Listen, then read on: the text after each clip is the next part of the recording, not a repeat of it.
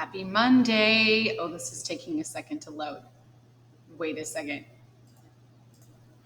Okay, there it is. I don't know what's going on. So, well, you're probably not watching this on a Monday now that I've said that, but still, happy whatever day it is to you.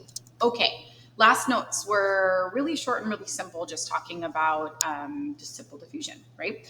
This is just a review of what we went over last time, right? Talking about osmosis. So remember that no energy for osmosis and simple diffusion and even facilitated diffusion, no energy. So we're going to kind of start off where we left off here, reviewing a little bit of what we did last time and then moving into the more complicated types of diffusion and those that require energy. Let me make this a little bit more. Okay. All right.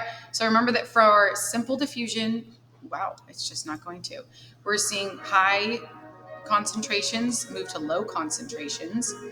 These are just water molecules until equilibrium is reached. I like that dramatic music there. So things will move from high to low until equilibrium or equal amounts percentages on each side. Remember last time we talked about if water, sometimes things are too big to move. So if sugar can't move across, then the water will move back and forth until those concentrations are equal. Okay.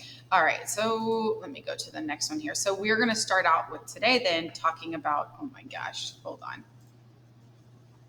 We're just going to click through all of this because it's not going to let me go through.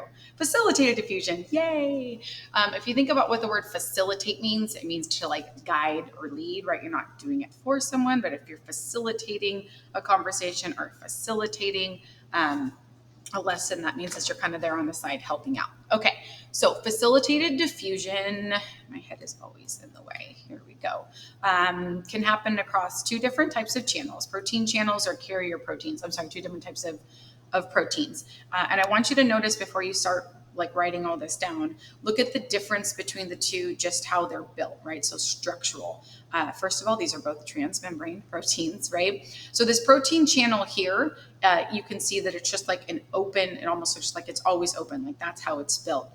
Versus this carrier protein looks like it kind of does like one of those things where it opens and closes, opens and closes. So at any point when it's carrying something across, the other end is always closed, right? So it doesn't want just a fluid movement back and forth. Okay, so certain substances can move across, right? A plasma membrane, ions, polar molecules, and carrier proteins and protein channels facilitate their transport, right? We're still talking about no energy. Okay, so just the structures of those are different, but then also our protein channels have the hydrophilic pores, right? So hydrophilic, like water liking, that allow the passage of ions in and out, right? Our carrier proteins don't have that. What they do is they conform the change enables and allows translocation. So a little bit different. We'll talk about some examples between protein channels and carrier proteins here in just a second. The most common one would be the potassium pump, right? The potassium channels. If you are, who are we talking about? Oh, with physiology or AP Psych, you've talked about like the sodium potassium pump. This is different from potassium channels, right? So voltage gated channels. So potassium channels are integral proteins, right? So they're within there, they're built into there. They don't just wander around, right? So the integral versus the peripheral. And these ones have the hydrophilic inner pore, just like the ones that we talked about on the other one. And that allows the the potassium to transport through. Okay, so you can see right here, when it's closed, you've got the negative and the positive kind of coming together like a magnet. However, when we have the positive, when it's open, the positive shifts up and that allows them to kind of go apart, right? You remember thinking about like similar magnets and trying to push them together, how there's always like that space in between. So this is what's called a voltage gated channel because it requires a shift in charge in order to be open. Okay, so the inner pore, right, contains a filter that selectively lets it through, right? It's not going to let everything through, right, like the one before. Let's see if we can go back here, right? This is going to be one that just lets selective ions through, and they open and close conformation based on the polarity of the neurotransmitter. I know that's getting a little, I'm going to say like a jump there, but basically like neurotransmitter are are these little chemicals that allow neurons in your brain, so they're only within your nervous system to, or your central nervous system to communicate. And they pass down messages. And basically, you just need to know that that neurotransmitter is when it binds, it's going to either open or close. So it like excites or it inhibits what's going to happen next. For your AP Psych people, this hopefully should be your review, right? If I have an inhibitory neurotransmitter like GABA, it is not going to allow those gates to open, so it's going to stop that transmission. If I have a glutamate, right, it's excitatory, it's going to keep going on, right? So this is one like big example of channel proteins. Right, potassium channels, you should know those, that they're voltage gated and that they're selectively open and close, and that the polarity switches in order to open and close those proteins.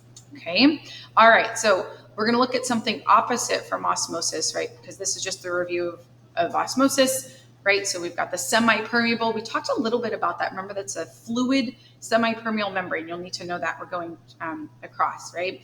And then sometimes, right, we're going from high salt. In this case, right, we're going from the high free water to the low free water. These cannot cross, right? So the water is going to cross over. And this is, this is what I wanted to put this back in there. There we go. Sorry. Because in your labs, it talks to you about osmolarity and then hypertonic and hypotonic. So this is kind of going back and adding that for your labs, but definitely add it to your notes as well.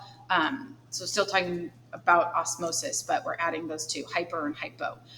You'll have to be able to like predict what a cell will look like based on hyper and hyper. So we'll talk about, or hypo and hyper. So we'll talk about some mnemonic devices. Okay, all right. So osmolarity is a measure of the solute concentration, the solute, right? Not the solvent, but the solute concentration, right? And so solutions, when we're talking about their osmolarity, can either be iso, hyper, or hypo. Knowing what you know of those words, right? Iso, you know, your isosceles triangle, it's got the two sides of the same. Iso means that it's the same as relatively same as there will be no water movement, right? Now, if it's hyper, that means that it's got a relatively high solute concentration. And so it's going to gain water to decrease its concentration, right? If it's got hypo, which means below, right? Hyper, think of like hyperactive, right? It's above. Hypo means below, hypothermia. That means it's got a low solute concentration. And so it's going to lose water so that it's the same on both sides of the membrane, right? So if this is before osmosis, this would be after osmosis. So my hypertonic solutions are going to gain water and therefore get bigger. My hypo are going to lose water and then get smaller.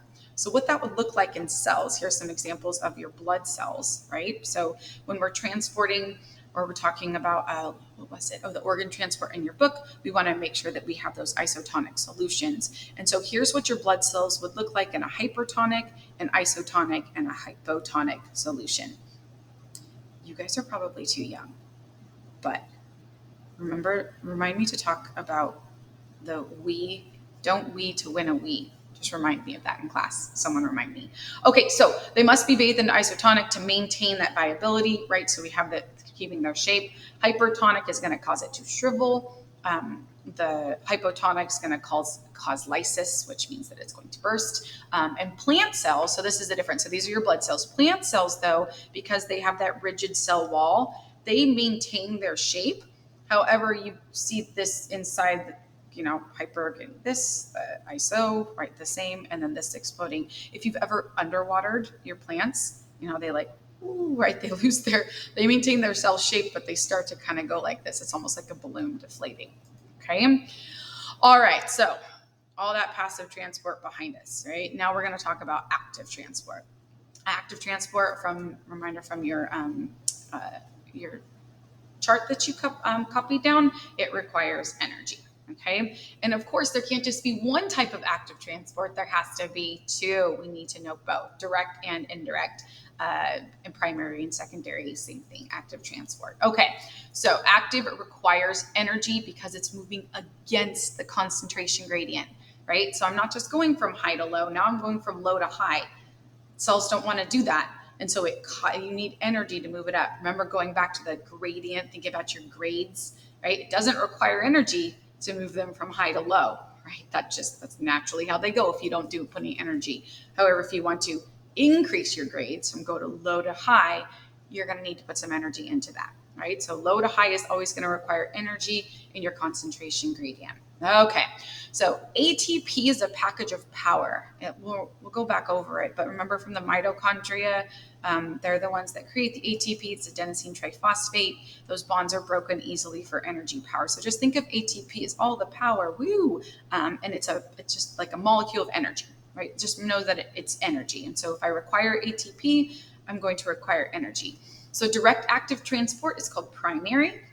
I get this ATP hydrolysis. It's used to mediate, right? So I'm going from low to high. So to move it from this way, it's just used to it's directly used. The indirect active transport here is when that transport couples to another molecule that's already doing it. It's called co-transport. And it just kind of goes along with what's going on. So it's an indirect type of movement, right? So I've got this going this way, low to high going this way. It doesn't require it directly, but it couples with another molecule that's already doing that electrochemical gradient. All right, so direct, primary, indirect, secondary. Okay, here's example the sodium-potassium pump, right? So I said that earlier that we went through the potassium. Now we're going to talk about the sodium-potassium pump. This is how axons move theirs across the membrane. So the specifics of this, you've got 3 sodium ions that attach to an intracellular binding site on the protein. So you've got 3 here. That ATP hydrolysis changes the conformation, right? So it's going to move your protein right here. I'm trying to show this with my hand, right? It opens this way and like this. So I get those 3 that attach with the ATP. It's going to move it this way. The 2 potassium attached to these sites, and then they're exchanged. So I've got potassium going in, sodium going out. Right? So sodium going out, potassium going in. This is the pump that requires ATP. And when I do that, I get a polarity change. And this is how action potentials happen. And they cross axons. They change their polarity, and it moves along. And then it sends a message from one cell to another. Okay. So we need to know that there's 3 going out, right? And then the 2 going back in. We'll talk about some ways we can help ourselves remember that in class. Okay. All right. Another type of transport, vesicular transport. So I wanted to put this in because we've already kind of gone over this, but it was part of our organelles. So see how it starts to build on what we've already gone over with our organelles. So let's go back to, this was actually in your test, the rough ER and the Golgi complex and the membrane. So how all those things work together to export the proteins that are made.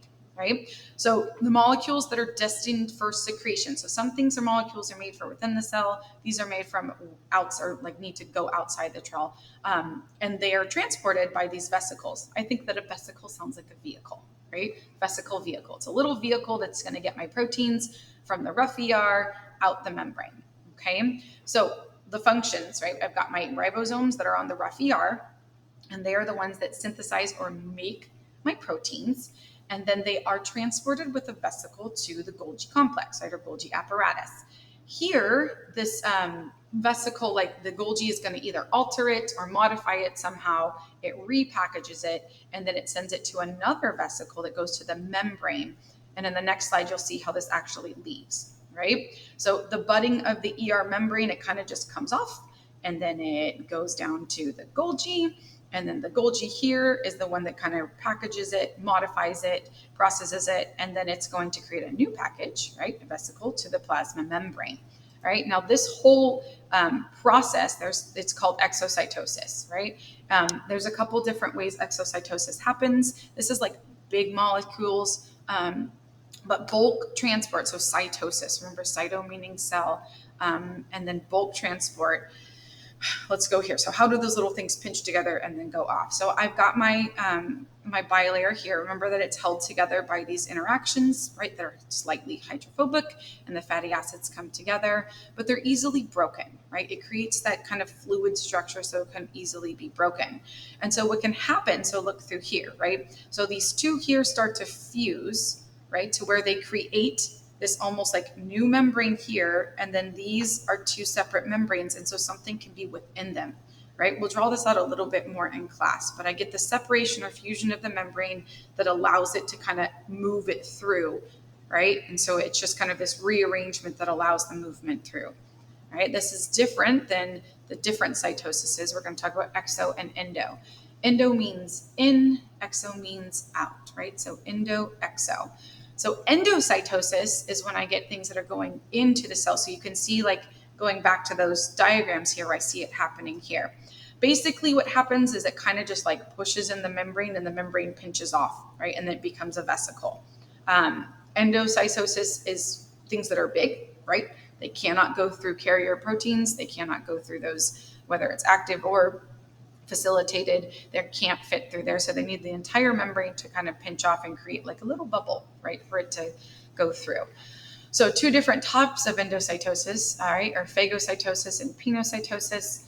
Phagocytosis, it's the ingestion of solid substances, right? So food, foreign like glucose, right? Foreign pathogens, they're going to come into the cell. Vuvago. Pinocytosis is the ingestion of liquids or solutions, right? So that's going to go around like a different solution and bring it into the cell, but it's still protected in the vesicle. Now, exocytosis is the opposite, right? It's going to be going out. So this involves materials that are exiting and going through the plasma membrane. They're packaged. So this is how the Golgi works, right? So the Golgi packages it up and it sends it out for exocytosis. So imagine that these are all right here, right? Little proteins that have been sent from the Golgi. Again, it fuses with the cell membrane and then it fuses here and then they are released outside of the cell. Of course, there's two types, right? Because why would there just be one? So it can either be immediately released following synthesis, which is called a constitutive secretion, or material can be released delayed until there's a signal, right? So it's made and it's ready and it's there, and then there's a signal that's like release, right? Release all the adrenaline, right? It's stored there and it just needs to be released. All right. So there's immediate exocytosis. Delayed just means there's a signal coming from somewhere else in the body. And that's going to release only when it's like told to, right? When it receives that message to do so. Okay. All right. That gets us through all of transport. Here's a kind of topic review for you. This is going to be part for like 1.4, part 1 and part 2. Can you compare passive and active, right? Can you explain them? Do you know osmolarity, hypo, iso? What will happen to cells in those different types of solutions? We'll practice some examples in class. What is active transport? What are my examples of active transport? What are my organelles that use exocytosis and vesicle transportation? What is bulk transportation versus exo and endo? And then how do those two things compare and contrast, right? What are the two types of each? How do I do solids? How do I do liquids? This will all be things that we're going over, but we are done with 1.4, folks. You ready? Let's end the show. All right. I will see you guys in class. Have a fabulous, fabulous day.